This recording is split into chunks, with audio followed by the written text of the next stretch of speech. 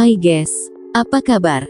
Ketemu lagi dengan aku di Ichinime. Di video kali ini aku mau ngebahas anime yang berjudul Tsukiga Michibiku Isekai Dachu, Tsukimichi Monlit Fantasy, di mana biasanya orang yang tiba-tiba pergi ke isekai akan membayangkan kalau dia akan menjadi pahlawan dan dicintai serta mendapatkan anugerah dari dewi. Nah, di video kali ini sangat berbeda dengan cerita biasanya, di mana seorang anak SMA yang tiba-tiba ke isekai yang seharusnya menjadi pahlawan tapi karena penampilan yang kurang meyakinkan dan kurang menawan, sang dewi menolak dirinya. Bahkan, dia dibuang ke hutan di wilayah ujung dunia dan dia hanya bisa berteman dengan naga, laba-laba, orc, dan makhluk lainnya, dan dia ditakuti sama manusia. Enggak usah berlama-lama, paskan posisi rebahan kalian, arahkan jari kalian untuk tekan like, subscribe dan bunyikan loncengnya. Kalau sudah, langsung kita gaskan.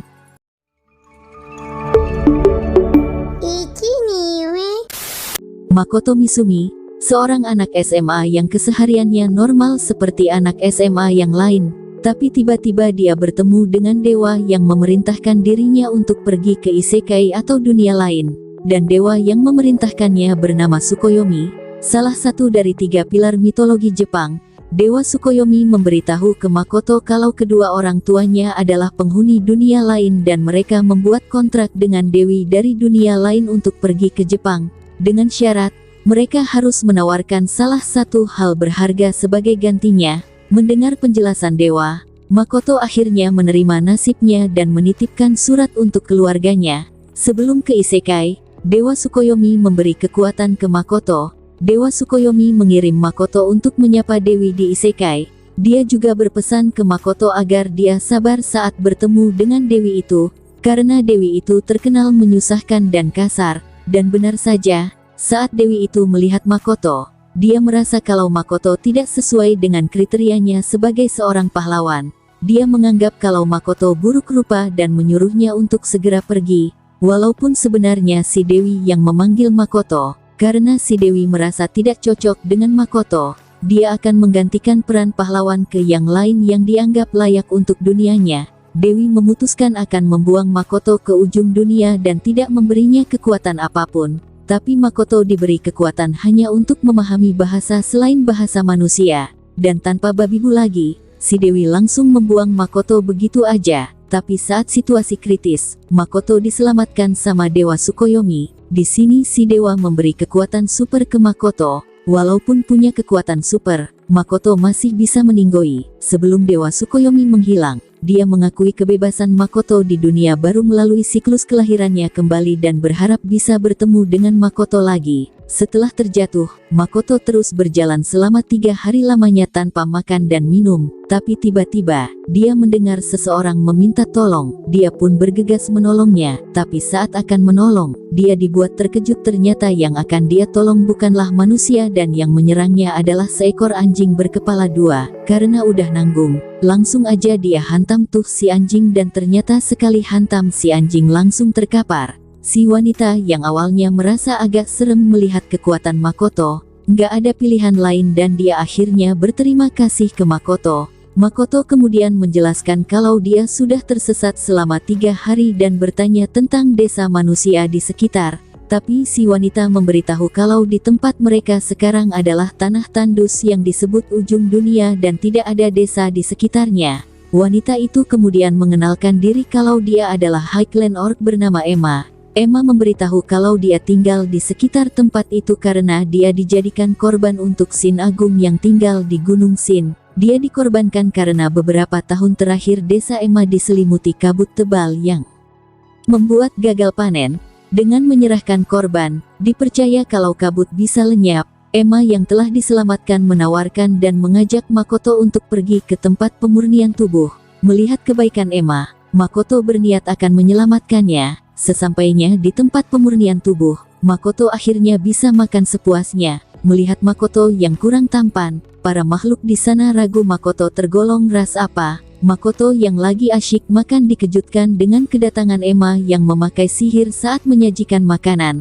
Makoto kemudian meminta Emma mengajarkan sihir padanya. Emma kemudian mengajari Makoto dengan percikan sihir yang akan menjadi inti api.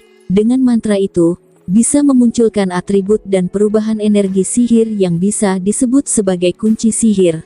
Makoto kemudian mencobanya dan dengan sekali coba, dia berhasil mengeluarkan api. Dengan membayangkan bola api, Makoto langsung melemparkannya dan dia pun berhasil. Emma melihat Makoto yang cepat menguasai sihir bertanya tentang level Makoto. Mereka kemudian mengecek berapa level Makoto dan ternyata Makoto hanya berlevel 1. Untuk menghibur Makoto, Emma berinisiatif merangkum mantra sihir untuk Makoto. Esoknya, Makoto meninggalkan pesan sebagai ucapan terima kasih. Dia akan pergi ke Gunung Shin dan berniat mengatasi Shin Agung. Sesampainya di Gunung Shin, Makoto mempersiapkan diri dengan pemanasan. Dia merapalkan sihir dengan membentuk busur.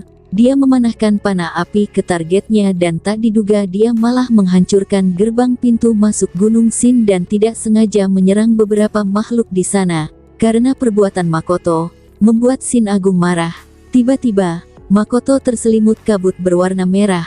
Mendengar nama Shin, Makoto membayangkan kalau Shin itu adalah kerang raksasa yang bisa menciptakan ilusi.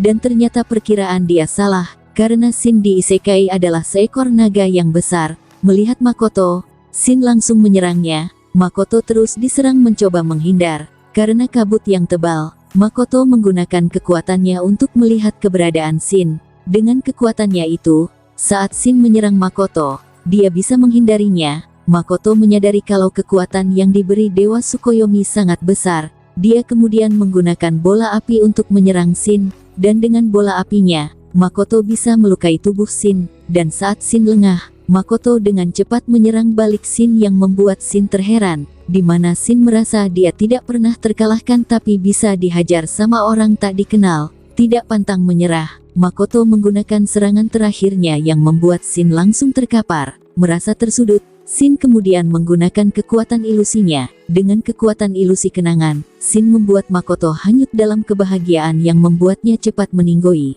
Makoto yang diserang hanyut ke kenangan di mana dia bertemu dengan gadis yang dia sukai, di mana gadis itu menyatakan perasaannya ke Makoto. Menyadari keanehan yang tidak mungkin terjadi pada diri Makoto di dunia nyata, dia pun tersadar dan berhasil menghancurkan dinding ilusi dan bersiap menghajar Shin. Tapi berbeda dengan Shin, dia malah hanyut ke dalam kenangan milik Makoto dan mulai tertarik dengannya. Shin kemudian mengenalkan diri kalau dia adalah naga agung yang tak terkalahkan dan ingin membuat kontrak dengan Makoto. Shin menjelaskan kalau kontrak akan memberikan berbagai macam keuntungan bahkan bisa memperbesar kekuatan milik Makoto. Shin juga berjanji kalau kontrak yang akan dia buat tidak akan merugikan Makoto. Shin melakukan kontrak karena dia sangat tertarik dengan ingatan milik Makoto. Karena akan sama-sama menguntungkan, mereka pun mulai membuat kontrak. Dan setelah dilakukan kontrak dan membuat perjanjian, mereka akhirnya berhasil membuat kontrak dengan keuntungan 80/20 yang membuat Shin otomatis menjadi bawahan Makoto. Tapi Shin merasa tidak masalah dengan perjanjian itu. Karena dia akan menikmati waktu yang akan dihabiskan dengan Makoto dan akan menjadi waktu terindah seumur hidupnya. Dan ternyata, Shin berwujud seorang wanita cantik dan dia ingin dipanggil dengan nama samurai. Oke guys, sampai di sini episode pertama dari anime yang berjudul Tsukigami Chibiku Isekai Dachu, Tsukimichi Monlit Fantasy. Untuk kalian yang suka dengan anime kali ini, jangan lupa untuk tekan like, subscribe dan bunyikan loncengnya. Langsung gaskan guys.